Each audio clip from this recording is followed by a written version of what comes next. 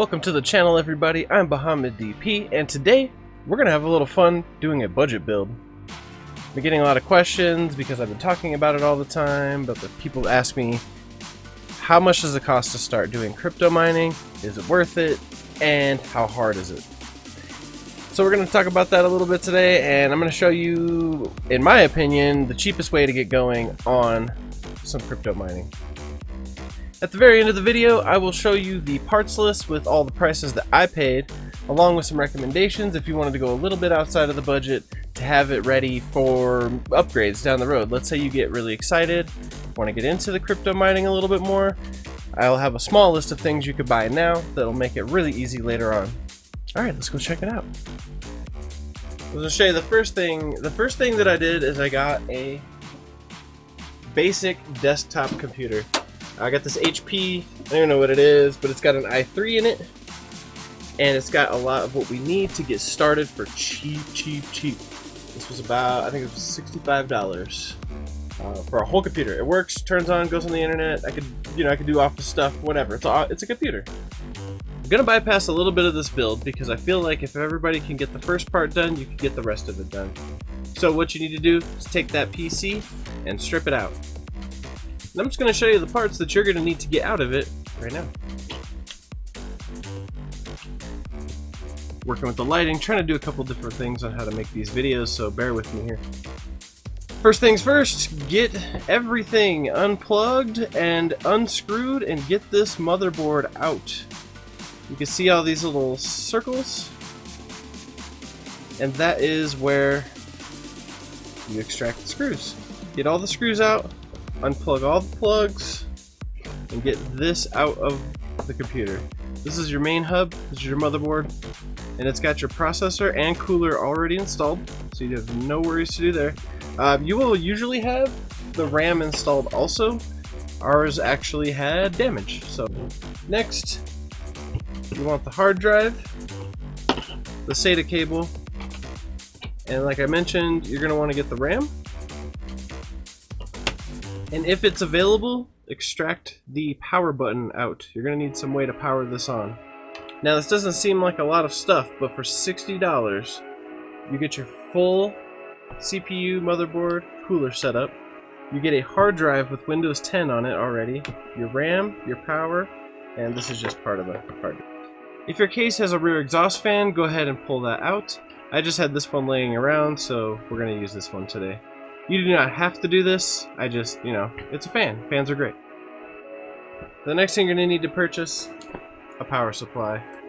Don't go super crazy because you don't know if you're going to be into this hobby yet, but I spent about $80 on this one, and it's 850 watt gold power supply. Let's open it up. Alright, this UTech Smart power supply is fortunate enough to have some RGB on it. And it's a fully modular power supply. Cut this guy open. I have used this one before, so it will already have all the plastic off.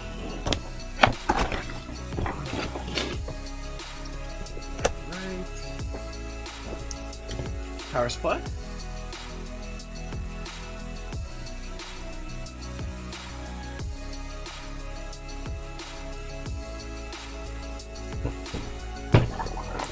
Cables.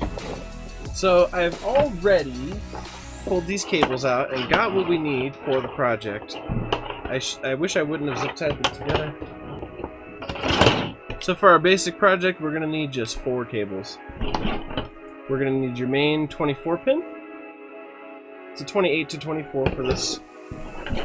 You are going to need SATA connection. That's kind of hard to see.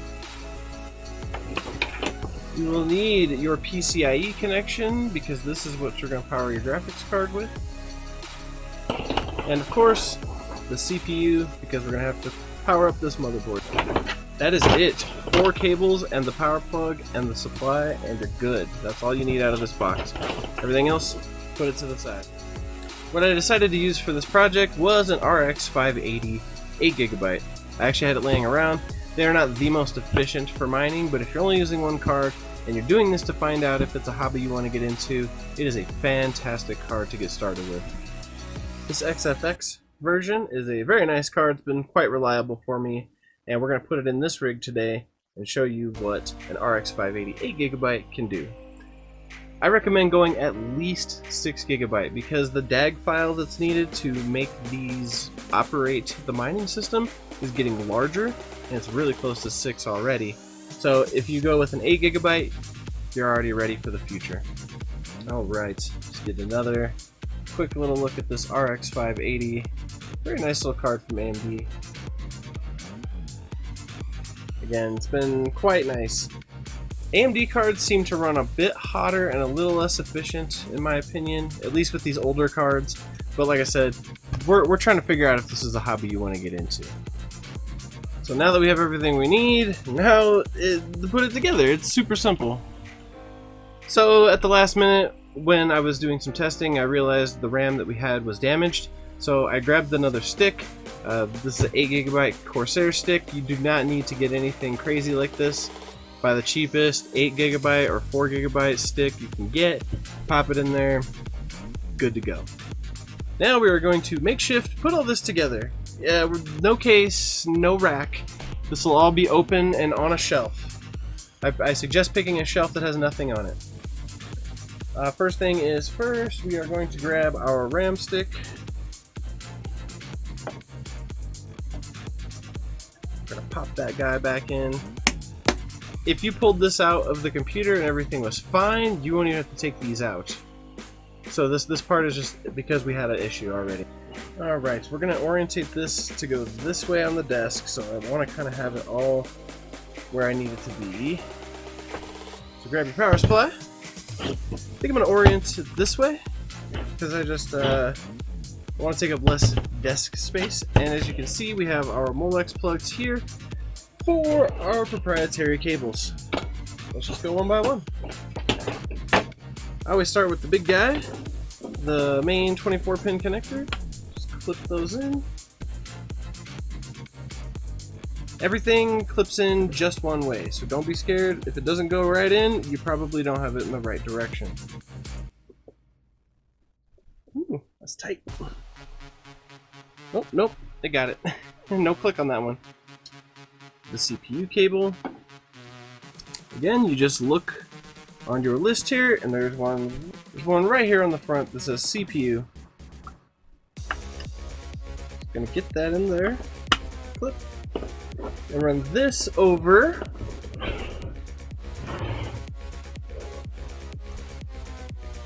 Run this over to your main motherboard connection for the CPU. Only one of these two connectors is actually going to work. It's an 8-pin that splits into two 4-pins. So again, if it doesn't go in, don't force it. You probably don't have it in the right direction. It's going to get a little messy, but for right now, we're just going to connect it all, and we'll zip tie it up when we have them all connected. Next, graphics card connector. So you just look for your PCIe slot over here. You pop this guy right on in like you should. And then we're going to run this through the back because the graphics card will be over here. Grab your hard drive and your SATA cable. If you remembered which plug this came out of, awesome, plug it back in. It really doesn't matter. There's a few SATA plugs down here and they'll all do the same thing for you. They're keyed, so they only go in one way, just as we talked about before, on both the hard drive and on the motherboard. One last cable, and that is our SATA cables for the hard drive. Clipping that in, keyed one way. There we go, we got our hard drive. Now, I'm going to zip tie this up just a little bit. Honestly, you know, cable management is something you'll learn as you go. Just do your best. It doesn't matter. We're trying to figure out if we want to get into this hobby again. Don't forget. So we have our power supply. Everything's hooked up to the motherboard power-wise. We have our hard drive. We only need one more thing. And that's the graphics card. This PCIe slot here will house the graphics card just like it would in any other PC build. Actually, what I would like to do is turn this box, because there's a little groove right here, and it will actually hold these little grooves here. So, pop that in. One last step, grab your PCIe cable for the power. It always has these pigtails. Don't use the pigtail if you don't have to. Always use the one that the wire goes directly into. Clip. This is pretty much done. I'm going to put a few zip ties here because it's annoying me, but otherwise this is ready to fire up. Alright. This is our little makeshift system. It'll go right on a shelf. And it will start mining us some etherium through NiceHash. As I said before, you can actually put the fan back on, because sometimes with these PCs from a desktop, if you don't have a fan installed onto the system fan plug over here, you'll get a boot error. So that's the only actual reason why I have this to plug in, is so I don't have to do the boot every single time I turn this on. Again, we are going for basic here today. We want to try to keep this simple as possible for someone that doesn't know the Windows software or the mining software as much. Or kind of like me, where I'm just winging it and learning as I go.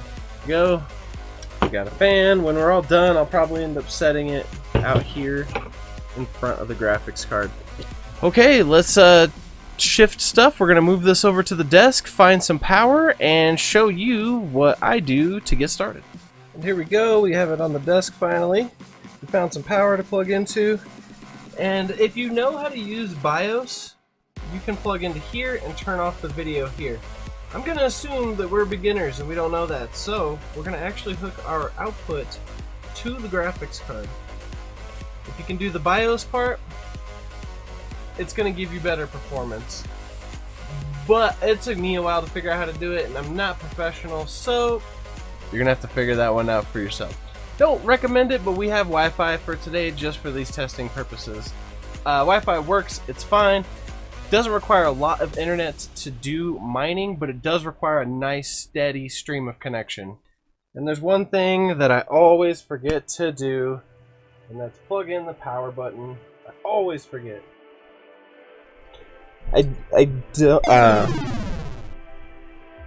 Not every motherboard is the same, so make sure you do your research on what you need to plug in.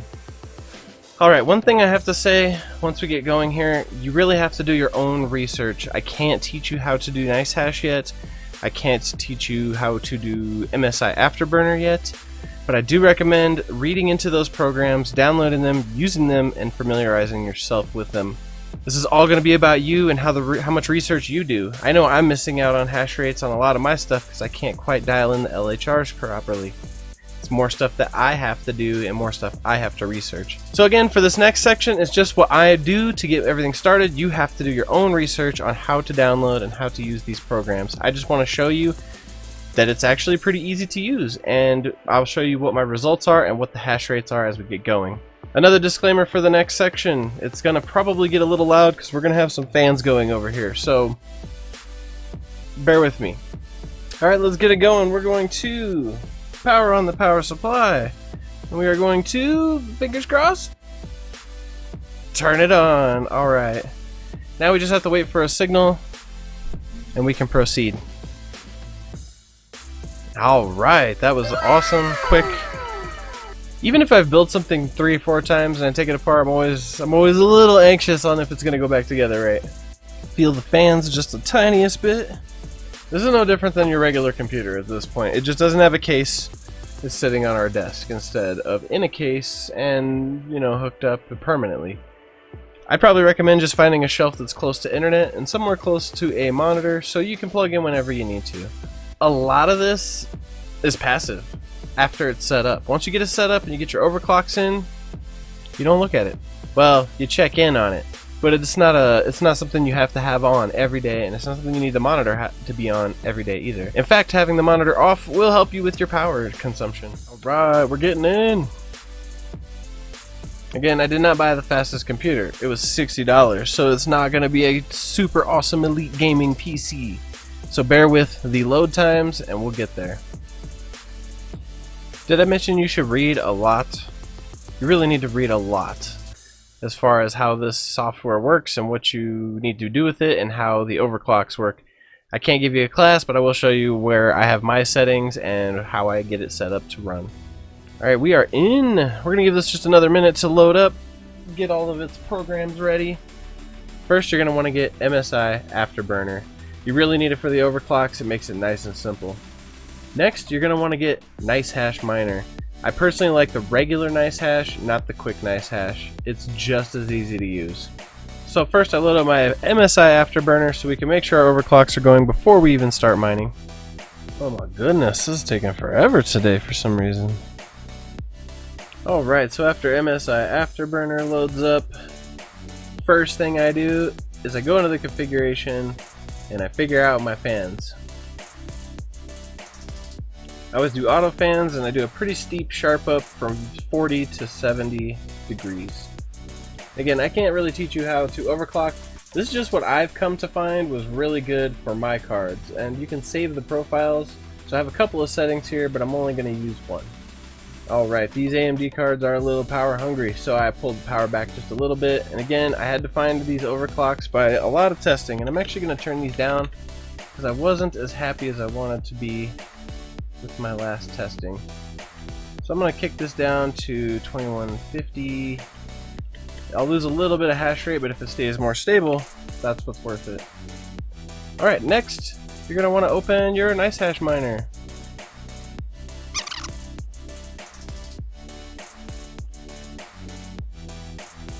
My load times are a little extra because I am using Wi-Fi, keep that in mind. But this will automatically download your newest versions, your newest miners, and sync you up to your NiceHash account. Alright, now we're in. We are in, and as we can see, we can actually use our i3 for CPU mining. I don't do it because it makes like a penny or less a day. So I'm excited about the RX 580. When you go into the benchmarks, you can see you can select all, or you can select each individual miner and algorithm that you'd like. I've already gone through the whole process of benchmarking, so I know what I need for this card, and it's usually one of these top three. When you start mining, NiceHash will automatically put on the one that gives you the most daily profit. So back to the dashboard and start mining. This will take just a few minutes because it's going to benchmark some of the algorithms that are not benchmarked yet, or the one that it's going to be using, just to get all of its own settings correct.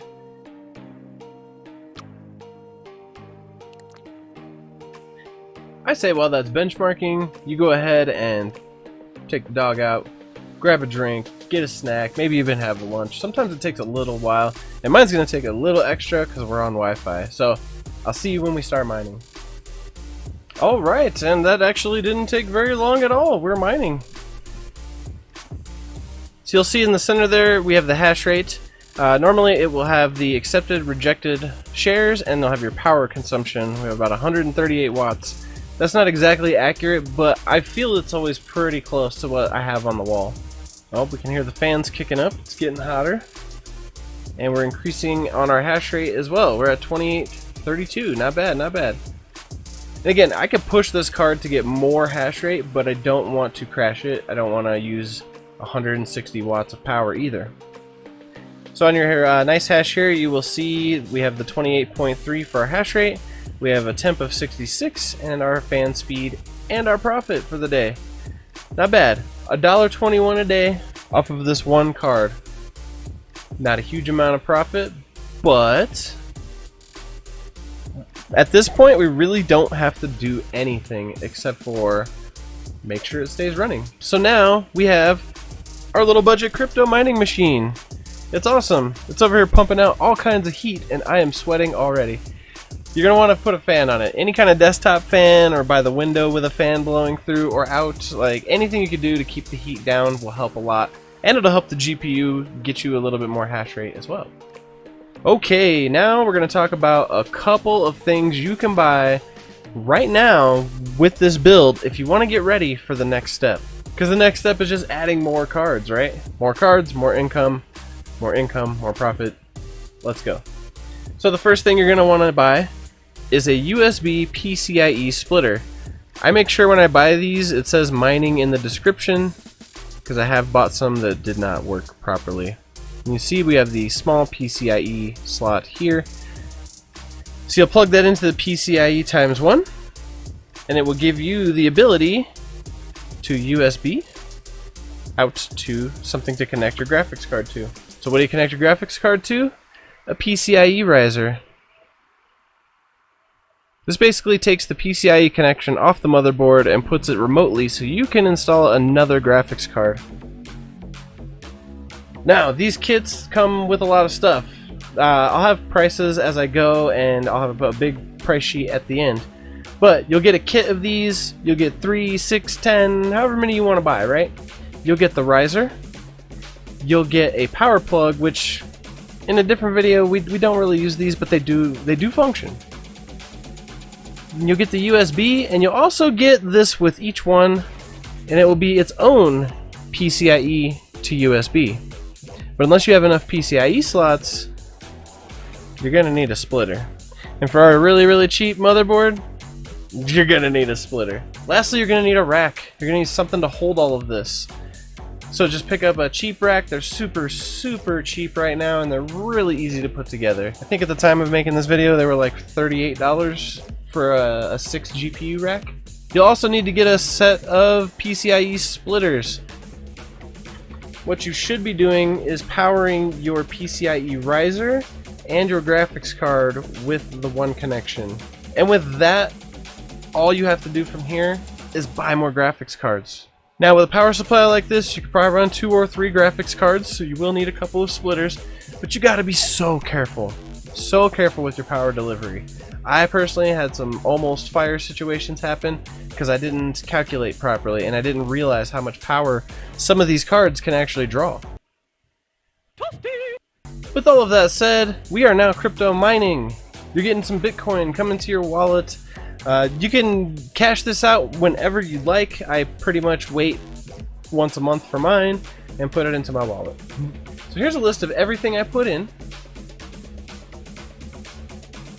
And here are the extra parts that you could buy now to be ready to expand later.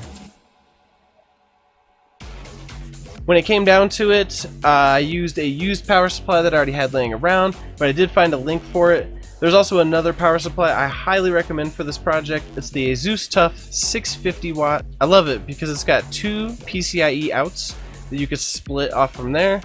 It's solid for 650. I have run it to about 480 watts with 3 graphics cards, and it does not even begin to break a sweat.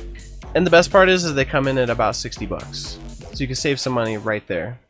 I really hope you enjoyed this video. I had so much fun making it. I love this little desktop mining machine. It's generating a ton of heat though. I have to move it after this recording because I am dying here. If you really liked the video, smash the like. Subscribe to the channel because I'm going to try to do more builds, and I still have all my gaming stuff going on too. If you want to support the channel, hit the share, show your friends. Let me know if this helped you at all to answer any questions about crypto mining or getting started. Come check me out on Twitch. I'm going to be making a comeback here really shortly. I play a lot of retro gaming, a lot of variety stuff, but I think we're going to go back to Super Metroid. We're going to go back to the roots. I have all the social medias going. We got the Twitter, the Instagram, the Patreon. Come see me. Come hang out at the Discord. Come see me. We'll have a great time. We'll keep this content rolling. So until the next video or the next Twitch stream, I hope you have a great weekend and happy crypto mining. I just wanted to show you really quick at the end, if you've waited this long.